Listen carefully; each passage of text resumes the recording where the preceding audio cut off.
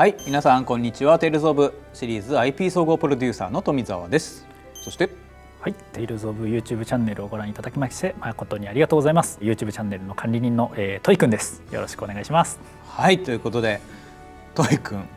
はい、前回はね、あなたの名前を決めたり、どんな番組やっていこうかって話しましたけれども、今回はね、配信何をしていくんでしょうか。はい、今回はですね、昨年の、生配信でもお伝えさせていただきましたし、かつ前回の、こういった番組の中でも、予告だけさせていただきましたが、昨年にお客さんからアンケートいただいてますので、好きなキャラクターランキングベスト20というものを発表していければと思います。ガチですね。はい、はい、本当にたくさんの方からすごいボリュームのアンケートをいただいておりますので、ざっとね我々も見させていただきましたが、改めて整理して本当にユーザーさんの愛が伝わる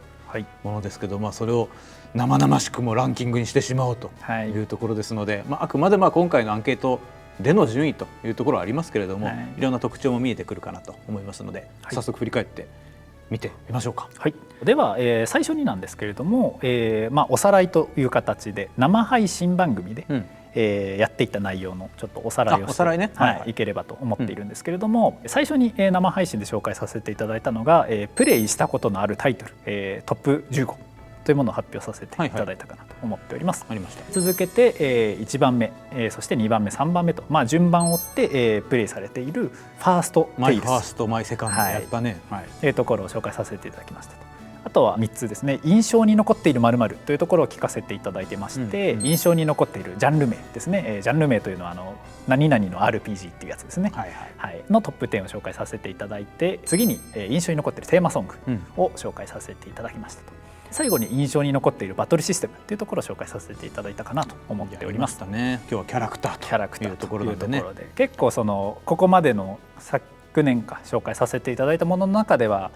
アンケート回答していただいた中でアビスとかシンフォニアのプレイヤーが多いのではっていう感じでしたが、ちょっとアンケートキャラクター部分はどうなっているのかというところが注目かなと思っておりますので、わかりました。はい、皆さん予想しながら見ていただければと思います。はい、じゃあ早速いってみましょう。はい、まず、好きなキャラクターランキングのじゃじゃん、20位から11位まで、こちらでございます。はい、一気に出てきましたね。はい、20位から11位がこういった、順位になっておりますというところです。好きなキャラの中に悪役が入ってくる可能性もある。可能性は、ありますが、おそらくですが皆さん悪役部門が後ろであるということを見ていただいたから、悪役はこっちかって投票を変えていただいたんじゃないかもしれないと思ってますね。その辺の投票の仕方というかね、説問はありますが、ということで改めてね、11位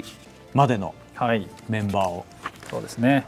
いただいたコメントをすごい全部丁寧に紹介していきたいところではあるんですけれども、そうすると4時間ぐらいかかるらしいので、4時間ぐらいかかってしまうので、ちょっと抜粋をさせていただければと思っております。まず18位のですね、コレット・ブルーネル、シンフォニアのキャラクターですね、海外の方から、コメントをいただいてまして、コレットは私のお気に入りのキャラクターで、彼女が、困難な旅の中でどんどん関係を築いていって、彼女を傷つけているものからどんどん彼女を守っていきたいというところをいつも感じながらゲームをプレイしていると。で、彼女が本当に可愛くてしょうがないですというところのコメントをいただいております。なるほどですね。海外の方にもね、シンフォニア非常に人気というか、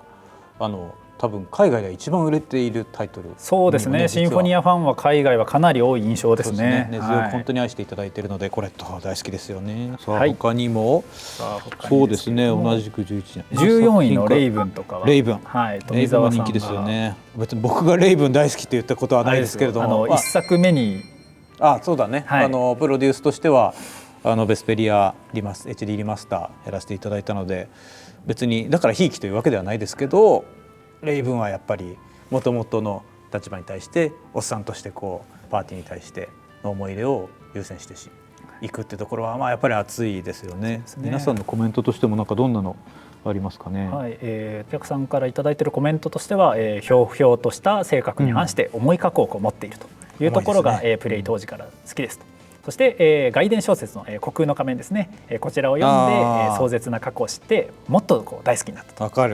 いうところのコメントだったりとか、お二方目ですかね、ひょうひょうとしたキャラクターでつかみどころがないけれども表裏の世界をよくよくレイブンなりにないしシュバンなりに、ダミーロンなりに解説よく見ていて、考えているところが好きですと。でやっぱ敵キャラ部門でシュバン宛てにもたくさんコメントをいただきましたって書いてありますね。いや本当にね、セットでというかどっちもおっさんのいいところだと思いますね。一応20位から11までのところは最後になりますけども、12位にいるジューダスについてのちょっとコメントをご紹介させていただければと思います。こちらも海外の方からいただいたコメントですね。リオンの過去があった中で彼の心に前向きな気持ちっていうものが与えられるようになったっていうところがこのディスティニー2の良かったところ、好きだったところっていうところでコメントをいただいておりますと。もう見りゃ分かるだろうっていうなりだけどそうですね。ジューダスだってどう見ても感はなくはないですけど、でもなんかほっこりする部分も含めて、ジューダスがいたからまさにねリオンの過去も含めて救われた感じをみんな受けたっていうのはとてもよくわかりますね。じゃあそんな感じでそろそろトップ10いきます。トップ10、はい、じゃあ次いでいきます。トップ10と言いつつ、10位から4位まあねじらしていこうとそこはそうでしょ思っておりまして、10位から4位がこちらです。どうでしょう、予想を裏切る、いい意味で裏切るような、ここはちょっと面白いね。4位から10位はそうですね、だんだんやっぱり上になっていくといわゆる主人公キャラというかの比率は上がっていくのかなと思いつつも意外と面白いバランスでそうなんですいますね。あと新旧そうだね、混ざり合ってる感じだね。混ざり合って、入っているかなと。で私がちょっとそのお客様からいただいたコメントの中で注目したいなと思っているところなんですけれども、8位のジェイドですね、ジェイドへいただいているコメントなんですけれども、天才ゆえの独特の視点だったりとか、倫理観のちょっとしたズレみたいなところですかねがありながらも、大切な人の死をきっかけに、生き方を変えたり考え方を変えたりしながら心のなんか情だったりとかっていうところを少しずつ発揮してくださるっていうところが、ジェイドの好きなポイントですっていうコメントをいただいている中、もう一方いただいているコメントにですね、陰険鬼畜メガネ、書いてあるんですけども、そっちに賛同かな、悪口ではっていう感じですけど結構それこそレイズの序盤で鬼畜メガネっぷりがいじられてるあれがあって、成人としてのジェイドの銅像が街に立って、それが世界としての歪みとして認識されているっていう面白いエピソードが入ってたりするんですけどでもちょっとね複雑なキャラクターではあるじゃないですか。アビス好きのとしてはジェイドはどうなんですか。1周目終わったあたりでは、よくも攻めてくれたなと思わなくもなかったんですけれども、裏ボスネビル目線、ジェイドにちょっと一瞬スポットが当たり直す瞬間あるんですけど、そこでまたジェイドの過去がちょっと垣間見える瞬間があって、やっぱりその彼なりの悩みというか、その葛藤みたいなところを知っていくにつれてより深みというかあれが出てきたかなとは思ってますね。そうですね。でもアビスの話を始めるとトイ君は長いからな。そうなんです。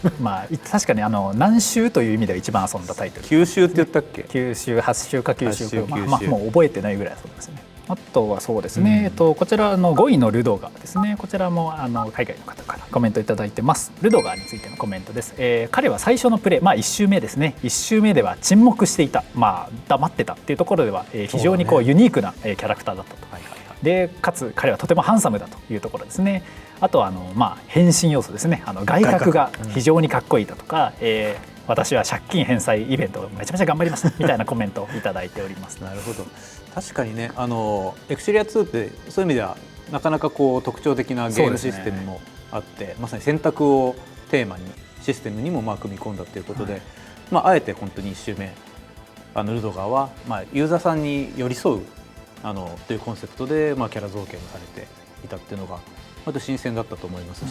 さらにね外角みたいなかっこいい変身もするのに借金返済もするっていういろいろ設定的にも盛られた感じの忙しいキャラクターでしたね。でもハンサムでかっこいいっていうところがね、いやなかなか人気を集める理由としても分かるなっていうのはありますね。では、4位の、リオン。4位はリオン。リオンはちなみに本名でいただいている多分コメントもこちらに集計させていただいてるんですけれども、では、コメント紹介させていただければと思います。単純にかっこいいからと、小学生の時に初めて、プレイステーション版の、ディスティニーをプレイして衝撃を受けました。でその後の自分の、中学生ぐらいまでの、感性ですねに、ちょっと痛い意味で影響を与えてくれましたというところですね。あとは、プレイ当時は生意気に見えて嫌いだったけれども、物語での悲劇的な役割を見てから、何とも言えない感覚になりまして、そして年を取るとともに、唯一無二のキャラクターなのだなと改めて感じるようになりましたというところですね。とは、大切な人のために敵になるしかなくて、パーティーメンバーに対して対峙するシーンがあったかなと思うんですけれども、敵になるしかなくて、でも最後は仲間を助けるために、動いてしまった、動いたというところが、大好きですというところでコメントをいただいております。そうですね、やっぱりねリオン好きな方多いですけど、大切な人のためにってねコメントにもありましたけど、やっぱそこをよりどころにしてるあたりが、やっぱりグッとくるところですね、個人的にもね。そうですね、リオンはやっぱり特に、ディスティニー自体は結構ローカライズされてる言語もそんなに多くないというところもありますけれども、かなりリオンは日本の方から熱いコメントをいっぱいいただいてるっていうでしょうね。いわばテイルズ・オブ・フェスティバルのランキングでも、もう殿堂に入られてるキャラクターでもありますが、そんなリオンが4位ということで、この後のトップ3がどうなるのか、3位から1位はどうなってしまうのかという感じなんですけど、気になりますが、そんなトップ3は CM の後で。じゃん。まずは3位からというところで、3位はこちらです。ロイドです。なるほど、ロイドが3位、意外なようで意外じゃないようでというところですけれども、なんともなるほどっていう感じだね。さっきも話しましたけど、今回その海外の方からのねコメントだったりアンケートも比率的に多いんじゃないかって話しましたけど、そういう意味では、シンフォニアキャラとして、さっきコレットも入っていてロイドもこの順位にいるっていうのは、なんかその辺のそうですね、影響というか皆さんの思いっていうのが乗っかってきてるのかなと。では、ちょっとコメントの紹介をしていければと思うんですけれども、嫌いなやつは嫌いでもいいけれども、ただそこにいることを許し合えればいいんだというセリフが、ミトスとの、ロイドの違いであり、だからこそ、本当の意味での世界再生ができた、この考えは、今の自分にも非常に影響を与えているというコメントをいただいております。あとは2つ目ですね、海外の方からいただいております。私は彼の性格が大好きですと。で彼と、彼のパーティーですね、メンバーとの、関係が本当に大好きなんだというところのコメントをいただいております。確かに、そうですね、結構和気あいあいとしたパーティーだったと思ってますね。あとは、続いてまた海外の方々からのコメントです。たくさんやっぱ海外からもらってるんだね。そうですね、世界に対する理解が変わっても、彼は最善を、尽くし続けていると。私は、彼が決して諦めないで理想を失うことがなく、世界再生をしたという、彼の選んだ方法が好きです。彼は常により良い世界に向かって、頑張り続けたというところが、彼の魅力的なポイントだというところでコメントをいただいております。なるほど、結構悩ましいシチュエーションに、置かれ続けたキャラクターなので、でもやっぱり信念というかね、まっすぐなキャラクター性とかがやっぱ多くの人に刺さってるんだなっていうのはありますね。本当に王道ですね。もう世界は救われる、彼女を失えばっていうコピーもシンフォニアっていう感じ。そうだね、いやそこの本当にいつもね、世界か女の子かって年末の番組でも話しましたけどね、いや本当にそこをど真っ当にね、ど真ん中へ行くこの彼の姿っていうのはね、改めて3位っていうのは僕らしい、王道って感じの、主人公でしたね。なるほど、じゃあ続いては2位の紹介に行きたいなと思います。では2位の紹介です。2位がこちら。ででん、ユーリが2位。あれ、これまた鈴木さんが喜んじゃうやつじゃないの？いや、まだ1位と決まってないですからね。ということで早速コメントの紹介をしていければと思っております。主人公が成長するというよりは、どちらかというとユーリは仲間を見守る立ち位置だったと。で彼のおかげで仲間が成長していき、パーティー全体の絆が深まっていく感じが非常に良かったというところのコメントをいただいてます。あとは仲間の考え方を尊重して見守る姿勢を崩さず、自分は答えをしっかり選んでいて貫き通すという姿がかっこいいと思いますね。海外の方からも典型的な主人公像ではなかったのが、逆に好きですと。ダークヒーローでしたもんね。そうだね、さっきの、3位のロイドからは真逆かもしれないですね。随分違う主人公像だったわけなんですが、やはりそこが本当に多くの方にね新鮮だと言っていただいたっていうのは、我々もずっとこのユーリを支える皆さんの声として聞いてるわけですけれども、特にちょっとご紹介しきれてないですけれども、こんな兄貴分が欲しかったっていうところのコメントが非常に多くいただけたのが、ユーリの特徴だったかなと思いますね。まずファーストカットからかっこいいもんね。そうなんかさ、いきなり部屋のところにこんな感じでいる時点でちょっそう我々が出窓であんなことしようもんなんだですよ。出窓から眺めてるっていうのはね、はい、まずかっこよかったね。そうですね、はい、そんな日分の有利が2位ということで、はい、1位はお待ちかねの1位が、こちらです。おめでとうございます、はい、ルークさん。ルークさんおめでとうございますというところですね。はい、では、ね、そうですね、コメントを紹介してからちょっと感想というか、そうですね、お話できる、鈴木さんからの喜びのコメントもじゃあねいただきましょうかね。もらっておけばよかったですね。そうですね。はい。はい、では、お客様からいただいたコメントです。断髪後から、自分が変わろうとしている姿に、かっこいいなと思って、好きになりました、というところですね。続いてのコメントです。たくさん、好きなところはたくさんありますけれども、一番は、彼の生き様です。物語の中で、短期間の間に数多くもの、衝撃的な事実をこう突きつけられて、かなりこう厳しい、現実事実が突きつけられた中、しかもこう彼はですね、多くの人をこう、殺してしまうきっかけになったりだとか、自分がこうレプリカなんだ、作り物なんだっていうのをこう知りながら、どんどんこう、成長していく姿で、彼はね、こう自分こそが、ただ一人のルーク・フォン・ファブレだというところで、生きて立ち向かい続けたっていうところが儚くて強くて綺麗な、素敵なキャラクターなんだというところで、コメントをいただいております。はい、もうコメントが熱いね。熱いですね。ね、いや本当に厳しい事実だらけな、はい、ルーク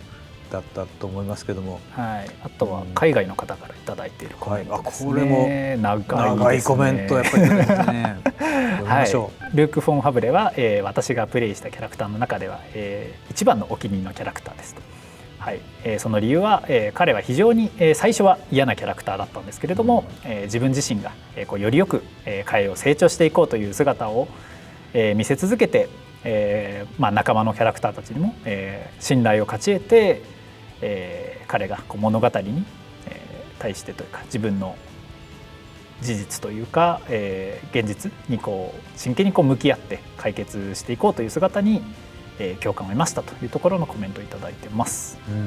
はい、あとは最後ですかね。ゲーム全体を通して、彼の成長は非常に驚異的だったというところですね。はい、彼は物語の終わりまで、素晴らしいこうキャラクターに成長していくことができたというところで、彼が好きなポイントですというところのコメントをいただいてます。なるほど。本当にアビスのキャラクターはみんなくせ者揃いというかね、はい、パーティーメンバーも本当に一筋縄ではいかないキャラクターだらけで、その上にこの境遇ということで、成長せざるを得ないというところですねありましたけど、その姿っていうのは本当に日本でもね海外でも同じように受け取っていただいてるんだなっていうのは、このキャラに限らずですけどもね、変わらないんだなっていうのを今改めてコメントを読ませてもらって、思いましたね。アビスのキャラクターはルークに限らずですけれども、皆さんバックグラウンドがもうね重たい重たい重たい、最後まで展開がねドラマチックな物語でしたけど、ルークの変化っていうのはすごいものがありますね。そうですね。もうイラストなんかも赤い玉が2つにちょっとブレて見えてるっていうところがこの絵のポイントなので、皆さん25周年サイトとかよく見てください。はい、見ていただければと。25周年サイトの管理人も私がやってるんですけどね。ここのイラストのコンセプトも大体ね、トイ君がいろいろ画策して、そうですね。ぜひまた25周年サイト皆さんこう足を運んでいただいてというか指を運んでいただいて見ていただければと思いますね。はい、本当にねちょっと皆さんのコメントもごくごく一部しかちょっとね読めなくて、心苦しいばかりなんですが、本当にたくさんのコメントありがとうございます。ありがとうございます。トイ君が語りきれなかったことはブログでなんか文字数制限をオーバーしそうな気がする。そこではでもトイ君って名前だとちょっとおかしいから TO ブログだから、確かにトブ君としてブログの管理人と25周年サイトの管理人の方の名前もつけないといけない。ちょっと名前じゃあ全部 TO なんとかで統一していきましょうか。いろんな顔をね。お客さんからいただいたコメント含めて、改めてていちゃんブログだったりだとかで、ご紹介させていただければと思いますので、そうだよな、こういうところいいよなっていうところとか、ぜひこう共感いただいたりとか、動画欄の、コメントとかでいただければと思っております。はい、それでは皆さん次回までお楽しみに。また次回。はい、さよなら。